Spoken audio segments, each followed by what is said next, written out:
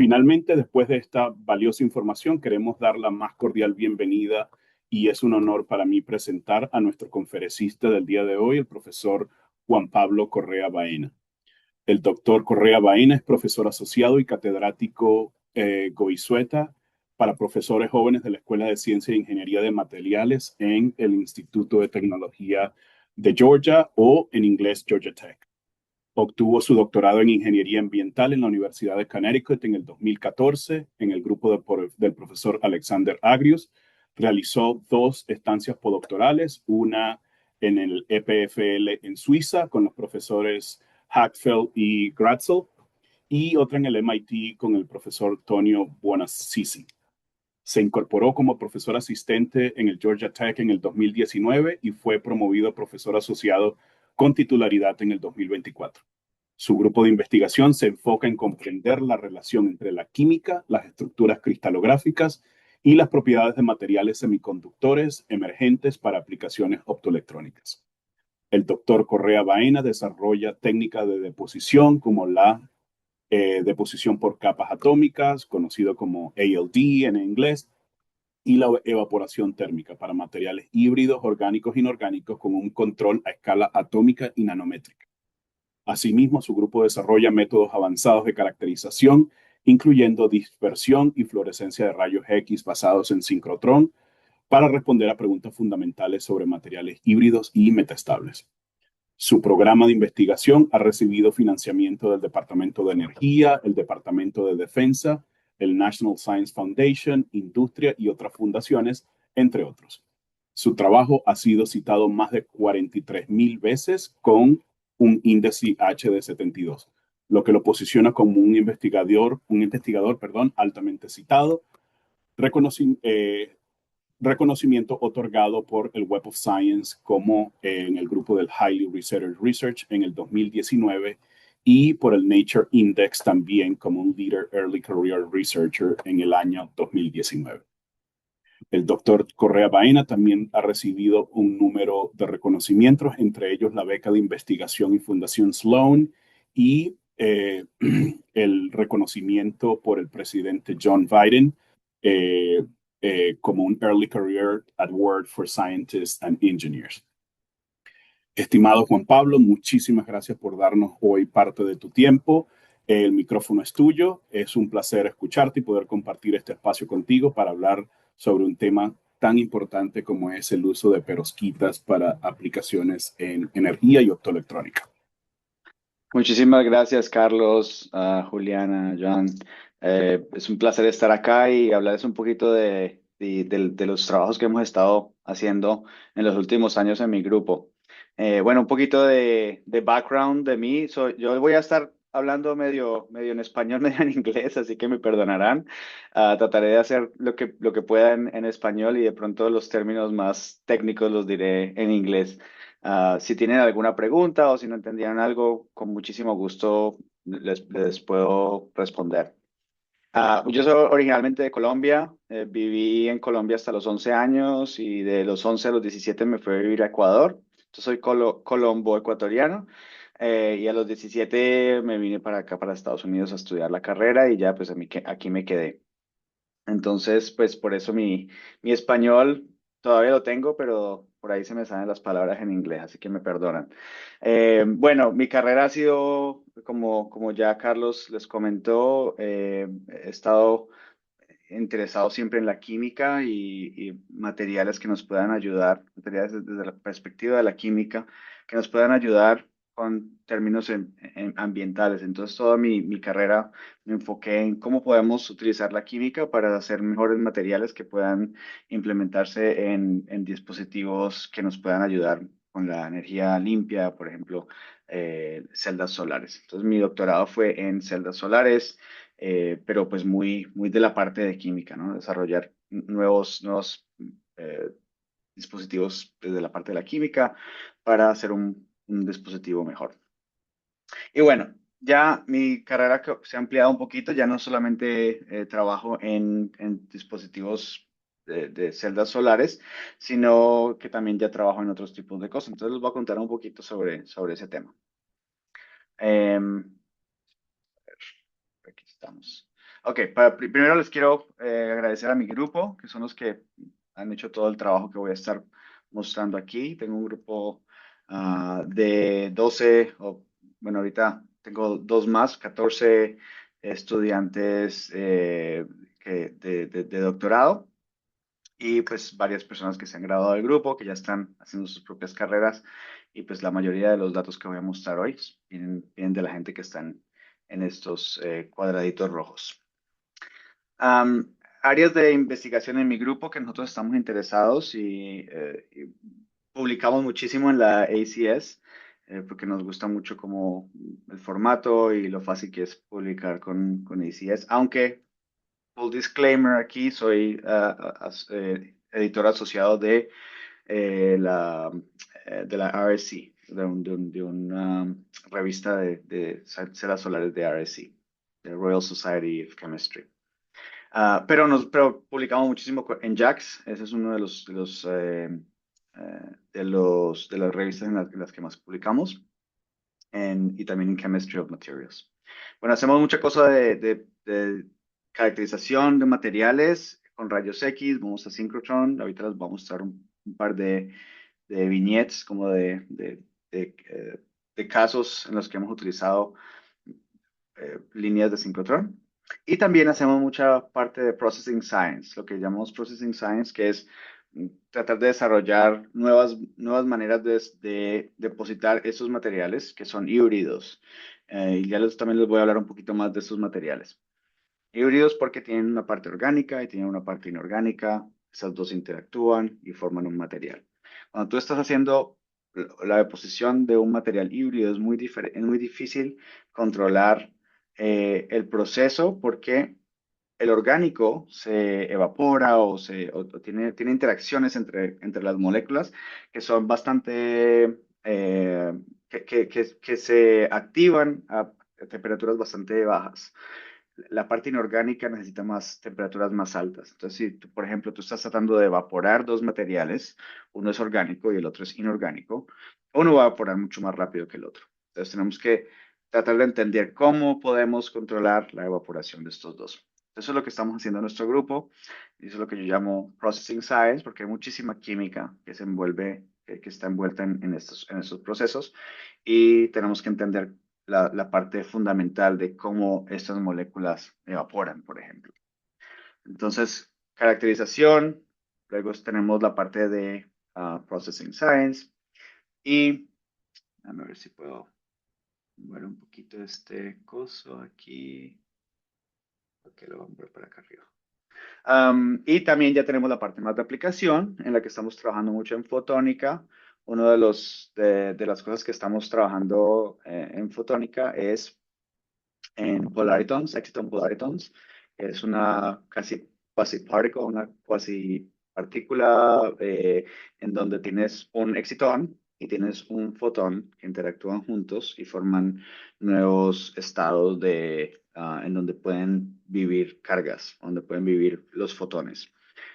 Y es muy parecido a lo que, si están familiarizados con el concepto de un láser, es más o menos como muy parecido en términos de la física, la parte del polariton a un láser. Y ahí tenemos la parte más tradicional, que es lo que nosotros hacemos más como en el día a día, que son detectores y dispositivos fotovoltaicos. La mayoría de mi grupo, digamos un 50-60% de mi grupo está trabajando en esta parte y el resto de las personas están trabajando en una combinación entre fotónica y caracterización y desarrollo de materiales.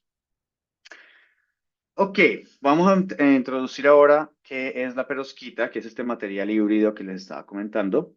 Y la parte más esencial de la perovskita es este octahedron eh, que comparte una esquina aquí con otro octahedron. Y disculpen, no me sé exactamente la palabra en español.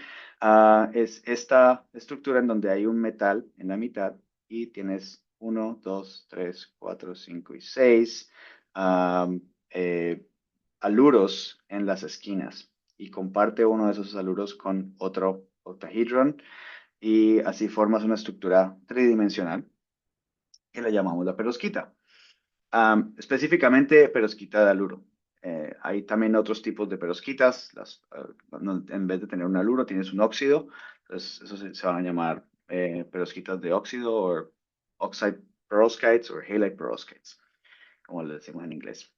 Bueno, en la mitad acá tenemos, en la mitad de la estructura, de esta, eh, de este cage, no me sé la palabra en español, tenemos esta molécula que se siente, está ahí eh, interactuando con estos octahedra por electrostática. Tiene interacciones electrostáticas que permiten que esa estructura esté estable y fija. Sin esta parte de la mitad, si quitamos esta parte de acá que le llamamos el A-site cation, que se sienta aquí, si la quitamos, esa estructura se colapsa y ya no tenemos esta estructura tridimensional que les estaba comentando.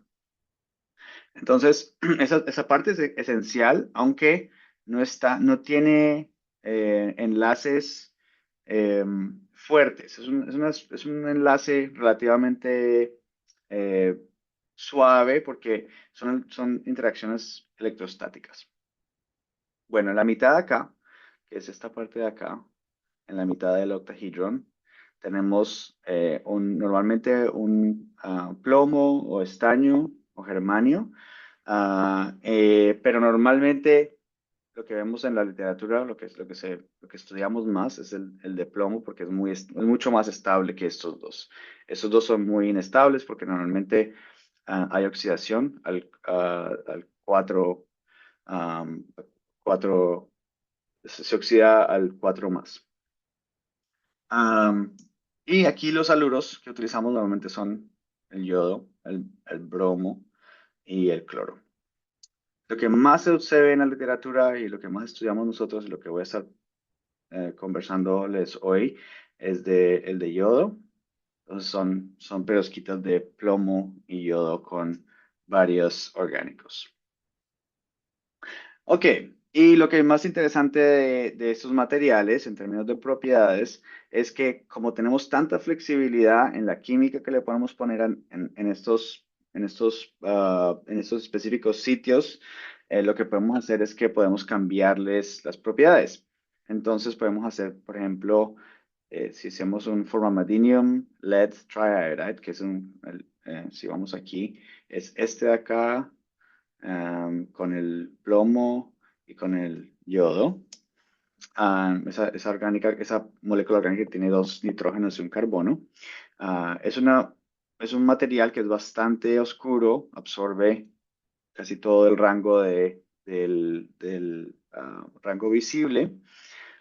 Pero si le cambiamos el yodo por un bromuro, ah, le, le cambiamos el color, le cambiamos la absorción a ya como más a los 500 nanómetros. Entonces ya no estamos absorbiendo toda la luz visible, sino que estamos absorbiendo más o menos la mitad de la luz visible.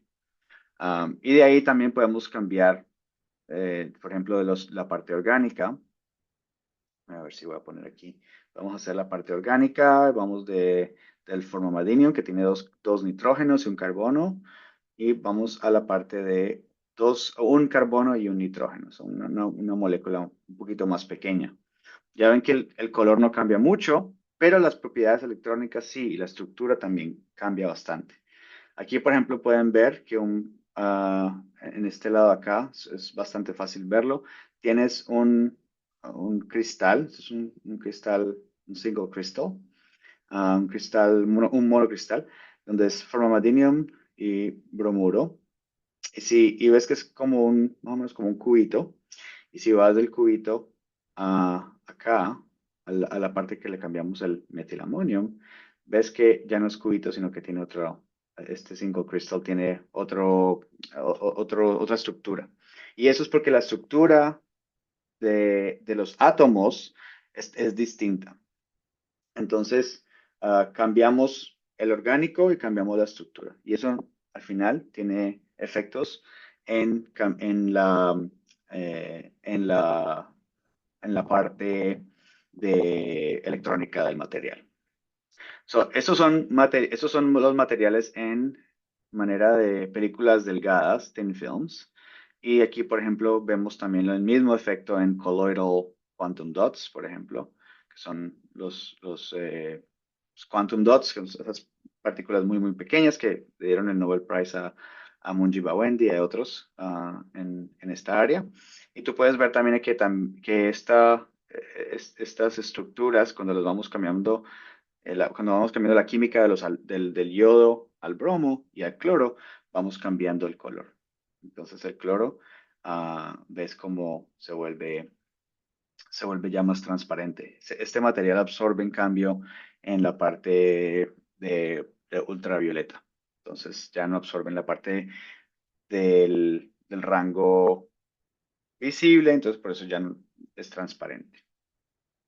Ok, entonces lo que hace este orgánico, ¿cuál es el rol, la contribución del orgánico?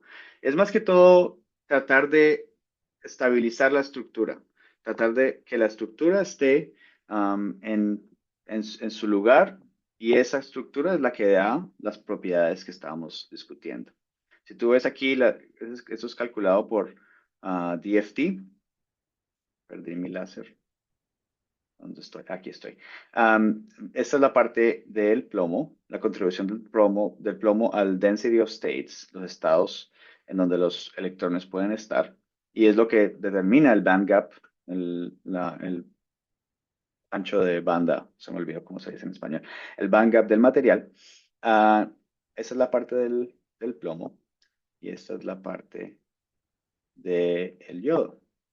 Entonces, como tú puedes ver, la parte del orgánico, que es el azul aquí, no contribuye mucho a los estados que son importantes para el band gap del material. Pero lo que esto no te dice es que si quitamos ese orgánico, estas bandas se mueven. Esta banda de acá, si quitamos el orgánico, la parte azul, esta banda se mueve para acá, o esta banda se mueve así, y esta banda se mueve así. Entonces, aunque las bandas no estén completamente contribuidas, o la contribución del orgánico no sea directamente para la banda, tiene una contribución indirecta a través de la estructura. La estructura es muy, muy importante en las propiedades de estos materiales. Y por eso quiero introducirles el concepto de la estructura. Estos materiales de perovskita normalmente son 3D, pero hemos visto que se pueden también modificar y hacer estructuras de menos dimensiones. Entonces vamos a empezar con la de 0D, que es prácticamente no hay conexión entre estos dos octahedrons, este de acá y este de acá.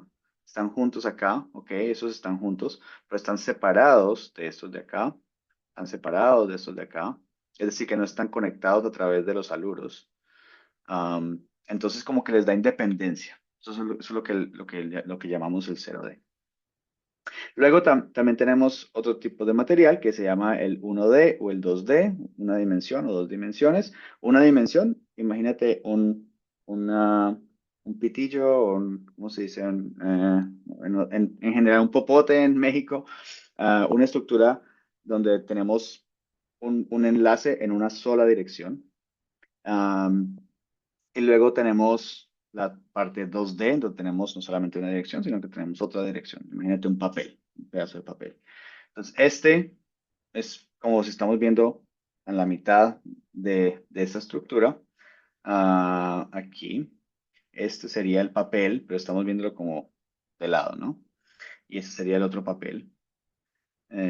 Dos pedazos de papel así, sheets, que están separadas por un orgánico que es muy grande. Este orgánico tiene un nitrógeno y uno, dos, tres, cuatro carbonos. Entonces ya es muy grande y no permite que la estructura esté entrelazada en 3D, porque literalmente estos orgánicos son muy grandes y actúan como spacers, como espaciadores de- entre estos dos pedazos de materiales. los sheets. Bueno, de aquí tenemos lo que llamamos quasi 2D. Quasi 2D es como casi un 2D, en donde tenemos un poquito de la estructura 3D. Aquí, por ejemplo, podemos ver que tenemos dos de estos sheets de octahedra que están conectados a través de esto. Aquí tengo un problema con mi esquemática. Pero esos, digamos, imaginemos que están conectados aquí, son dos, pero están separados por una aquí. Entonces, estos los separan y estos aquí están unidos. Esto es lo que llamamos un casi 2D y le ponemos el nombre de n equals to, n igual a 2, porque tenemos dos de estos sheets, uno encima del otro y separados. Si tuviéramos otro aquí, por ejemplo, tuviéramos uno aquí, a esto le llamaríamos un n equals 3. Si tuviéramos uno extra ahí. Pero bueno, así podemos seguir armando la estructura. Podemos hacer un equals 4, n equals 5, n equals 4, 5, 6, así. Pues hemos hecho en mi grupo hasta n igual a 7, donde tenemos 7 de estas láminas o sheets y las separamos por un orgánico. Y bueno, ya tenemos aquí la parte 3D, que es la que ya les comenté, donde necesitamos una estructura que no tenemos una estructura que está conectada en 3 dimensiones y solo se puede cuando tienes una molécula o un cation que es demasiado pequeño, que es muy, muy, muy pequeño. Cuando el cation ya es muy grande, ahí es cuando se empieza a romper la estructura. Entonces aquí, ese es el ejemplo. Ese es uno de los ejemplos, ¿no? Donde este orgánico es demasiado grande y por eso ya rompimos la estructura. Los materiales 2D y 0D tienen diferentes propiedades a los de 3D. Por ejemplo, ya les comenté que tienen estructuras, que las estructuras 2D y las estructuras que no son 3D tienen diferentes propiedades electrónicas. ¿Por qué? Porque el electrón, por ejemplo, si está aquí, si tenemos un electrón que está photoexcited y queremos que el electrón vaya a esta dirección, este electrón va a tener problemas en pasar aquí, porque, digamos, literalmente no hay una conexión a través de enlaces químicos que lo deje pasar. Los electrones normalmente están saltando átomos, ¿no? Están como siguiendo los átomos. Am, y en este caso no hay átomos directamente enlazados con covalent bonds o ionic bonds. Entonces el electrón tiene problema en pasar de este lado a este lado. En el 3D no tenemos ese problema porque el electrón está aquí y ya se puede ir por acá, o se puede ir por acá, puede ir por cualquier parte. Entonces, por eso los materiales 3D tienen mejor conducción, porque el electrón puede moverse un poquito más fácil. Am, Hay otras ventajas de esos materiales 2D y ventajas de tener este electrón, como lo llamamos confined o confinado, no sé si se diga así, donde photoexcited electron and hole pair, o sea, aquí tenemos el electrón que está acá, y aquí tenemos ah, el hole, eso se llama un exciton, si no se disocia, es decir, si se queda atrapado aquí en este parte del material, eso se llama un excitón. Y los excitones son muy importantes para muchos procesos de lacing, de procesos photoactivated processes que nos interesan estudiar. Entonces, los materiales que no son 3D son interesantes para otras aplicaciones, no son excelentes como en sí como materiales para una celda solar porque no absorben mucho de la luz y aparte tienen problemas en mover cargas a través del material. Pero de todas maneras los utilizamos para un par de trucos que les voy a mostrar después. Ok, empecemos con la parte de High Dimensionality, de alta dimensión, los materiales 3D. Y les voy a mostrar un poquito del trabajo que hemos hecho en 3D, materiales 3D con una pequeña capa de 2D encima. Esta es la estructura de una celda solar que hacemos en mi laboratorio, en donde tenemos un vidrio aquí. Tenemos una parte que es conductiva y transparente, conductora y transparente, que sería un FTO, Fluorine Dope Tin Oxide, o ITO, Indium Tin Oxide. Y aquí ponemos una capa que nos ayuda a filtrar electrones y a dejar pasar electrones y no dejar pasar los huecos. La perovskita, que es la que absorbe la luz. Y aquí ponemos una pequeña capa de 2D, que les voy a mostrar un poquito más sobre esto ahora. Y también una capa que nos permite filtrar, ahora sí, los huecos. O sea, los huecos van para acá y los electrones van para acá. Son los electrones. Estos son los huecos. Y aquí tenemos un pedazo de metal que nos permite ya contactar el dispositivo. Entonces, si se imaginan cómo funciona esto, la luz viene por este lado, porque ese es el vidrio. Entonces vamos a voltear este dispositivo. Y tenemos la luz que viene, photoexcites un electrón, crea un hueco y podemos filtrar los huecos y los electrones por las dos capas y así es como extraemos la energía de ese electrón que está photoexcited. Bueno, esa es una imagen cross-sectional SEM image de una de las celdas solares que tenemos en mi laboratorio.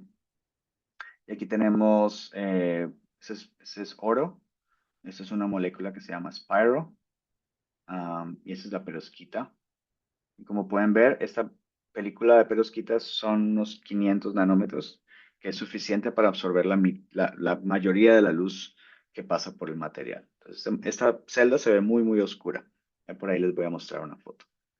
Eso es tin oxide, que lo depositamos por Atomic Layer Deposition o ALD. Y esta capa es muy, muy delgadita, son unos 15 nanómetros que depositamos por esa técnica y la depositamos encima de esos FTO, Fluorine Dope Tin Oxide. Y aquí abajo, esta es la parte del vidrio. Esta parte de acá que no se ve bien.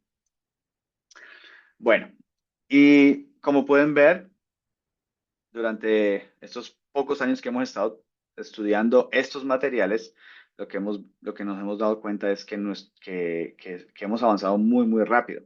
Comparado al silicio, que se demoraron, que la gente que estudió silicio se demoraron décadas en llegar a las eficiencias que estamos ahora.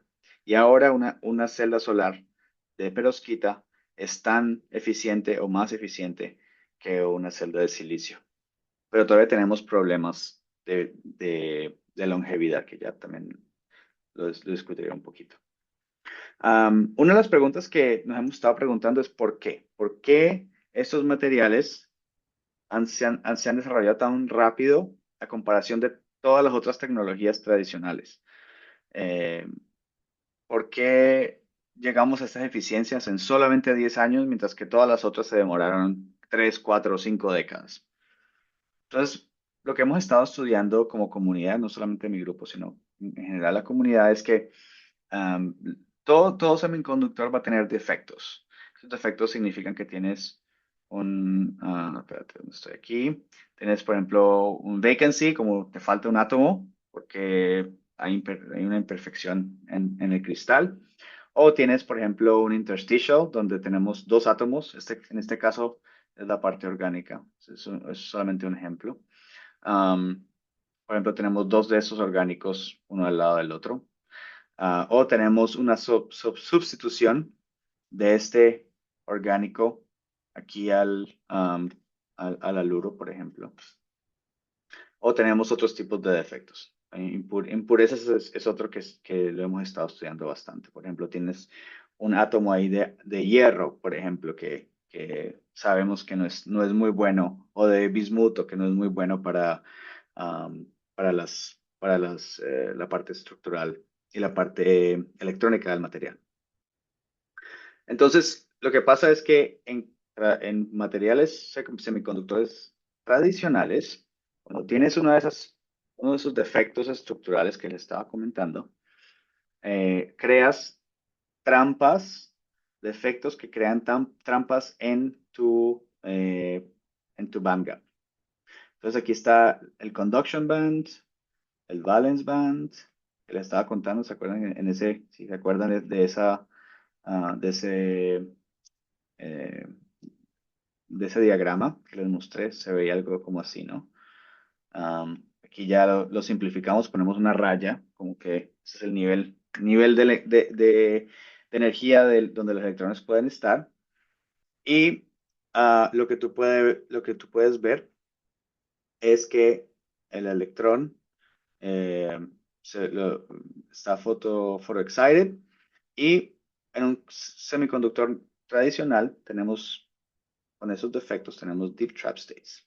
Entonces, el electrón lo que puede hacer es venir al deep trap state, porque siempre los electrones quieren estar a un nivel de energía más bajo, ellos quieren donar esa energía. Siempre quieren, si hay un espacio en alguna parte en donde ellos puedan estar con menos energía, ellos quieren hacer eso. Entonces, el electrón viene y se queda en ese deep trap state. Y después lo que pasa es que queda atrapado ahí porque no tiene para dónde ir.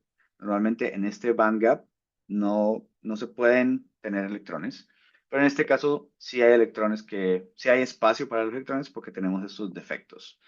El electrón se queda atrapado y eventualmente viene y hace la recombinación con el hueco.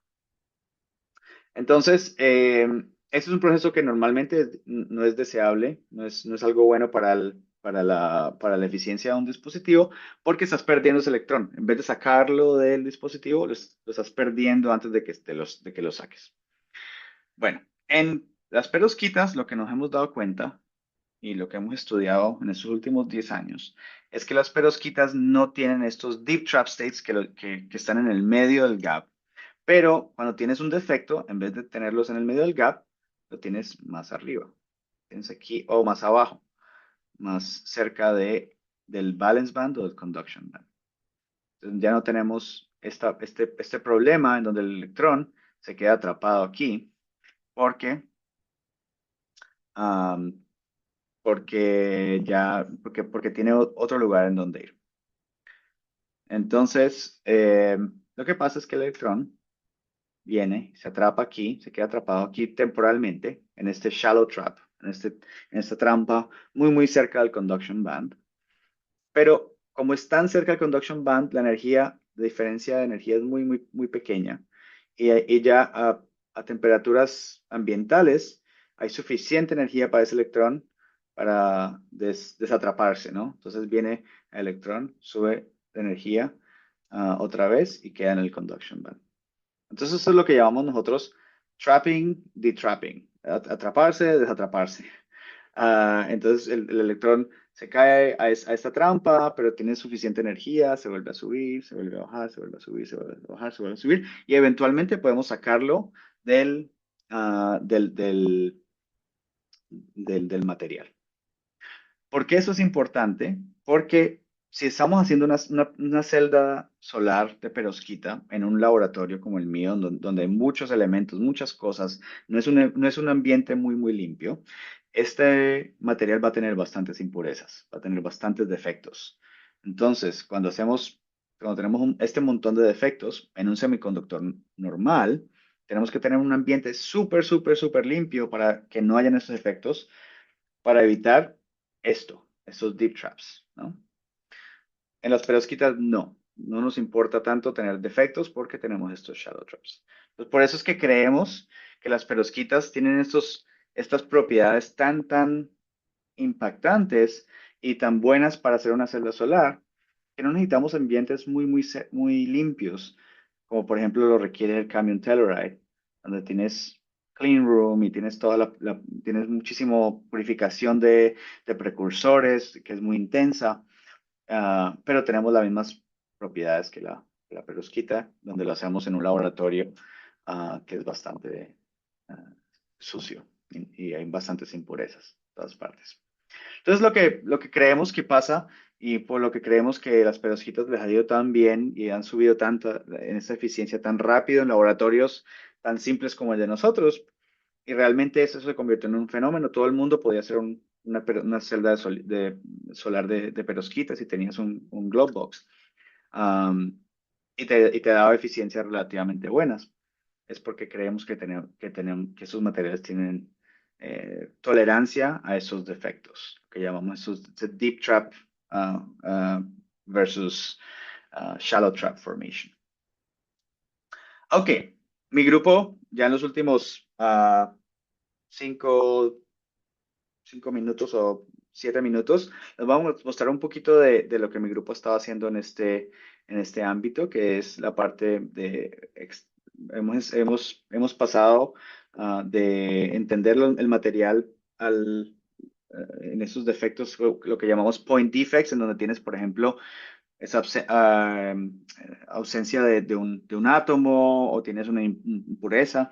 Ya nos hemos empezado a enfocar más en lo que llamamos extended defects, como defectos que trascienden el unit cell de la estructura y ya tenemos como más defectos a largo plazo. Por ejemplo, eso es lo que llamamos crystal surfaces o superficies del cristal, grain boundaries o lo que llamamos, por ejemplo, precipitates, precipitados, precipitates de algún material, en este caso, por ejemplo, del metal.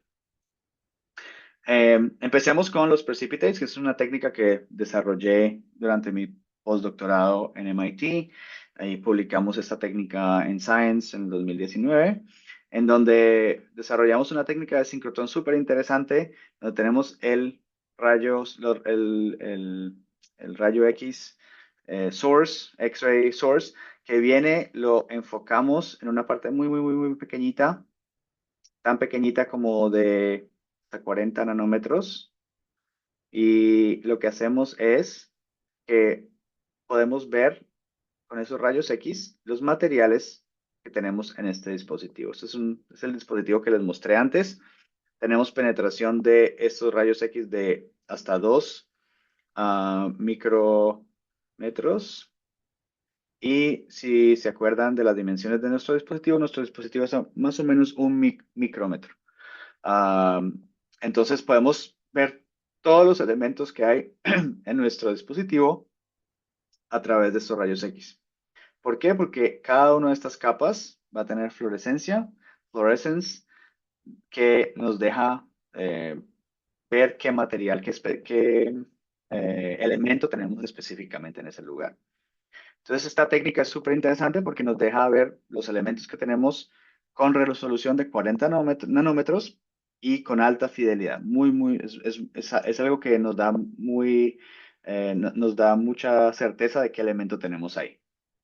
Y lo que podemos hacer también es que podemos mover el dispositivo en 2D, en la X y en la y podemos moverlo para un lado, para arriba, para abajo. Entonces podemos hacer mapping, podemos hacer mapas de los elementos. Entonces aquí está un dispositivo que llevamos al synchrotron. Aquí está esta esquina que vamos a ver aquí. Vamos a ver esta esquina de allí. Y vamos a ver primero la parte de la química. Esa es la fluorescencia que les estaba diciendo. Y vamos a ver la parte del metal. Ese es un metal de oro. Y tenemos esta parte que la vemos aquí. No es tan alta resolución todavía, ya les voy a mostrar otra con alta resolución, pero les quería mostrar también otra cosa que podemos hacer. Como tenemos rayos X y los rayos X son fotones de muy alta energía, lo que también podemos hacer es photo-excite el material. Entonces creamos electrones y huecos que podemos medir con un Keithley que nos permite medir cuánta corriente está pasando por el lugar. Y eso es lo que llamamos XBIC, X-Ray Beam Induced Current. Esa es la corriente que estamos inducing a través de los rayos X. Entonces podemos hacer las dos cosas al mismo tiempo, que es súper interesante porque nos permite, por ejemplo, ver si tenemos una composición de haluros mezclados de bromo y yodo. Por ejemplo, podemos ver que en algunas partes está la parte de bromo que está más concentrada. Aquí pueden ver estas regiones aquí que están más concentradas y aquí el resto está más concentrado el yodo. Ah, perdón, al revés. Estas partes son más concentradas el yodo y estas partes son más concentradas el bromo.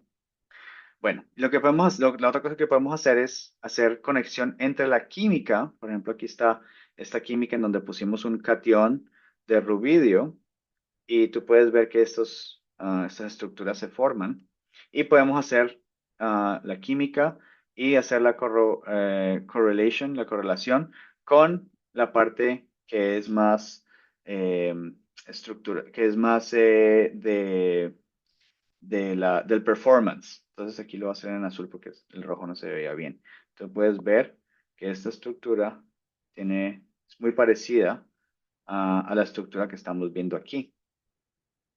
Entonces podemos hacer correlación entre la química y aquí tenemos este pedazo aquí, aquí tenemos este otro pedazo aquí. Entonces, a través de muchos otros análisis que no les estoy mostrando aquí, podemos hacer conexión entre la química y el performance, qué tan bueno es el dispositivo en específicas áreas. Podemos ver, por ejemplo, qué elementos nos da mejor performance. Hemos hecho varios estudios en esto. Aquí arriba está la parte, por ejemplo, donde no tenemos humedad y aquí tenemos humedad. Y vemos, por ejemplo, que la parte química cambia muchísimo. Cuando tenemos humedad, creamos este tipo ah, déjame cambiar al rojo otra vez. Tenemos por ejemplo, la creación de este lugar aquí donde tenemos bastante bromuro. Y también vemos que la parte del performance, la corriente, también cambia en esta área de acá. Entonces encontramos correlaciones entre esta química y esta parte de performance.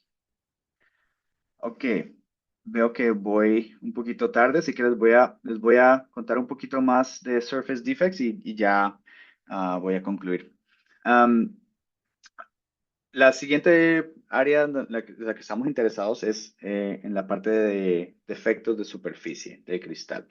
Y la razón por la que estamos interesados en eso es porque sabemos que en una celda solar la mayoría de los defectos vienen por esa superficie. Esa superficie lo que crea tiene muchísimos defectos que, como les estaba diciendo antes, si son unos pocos point defects, no es un problema, pero ya cuando tienes tantos defectos en la superficie, sí tienes problemas.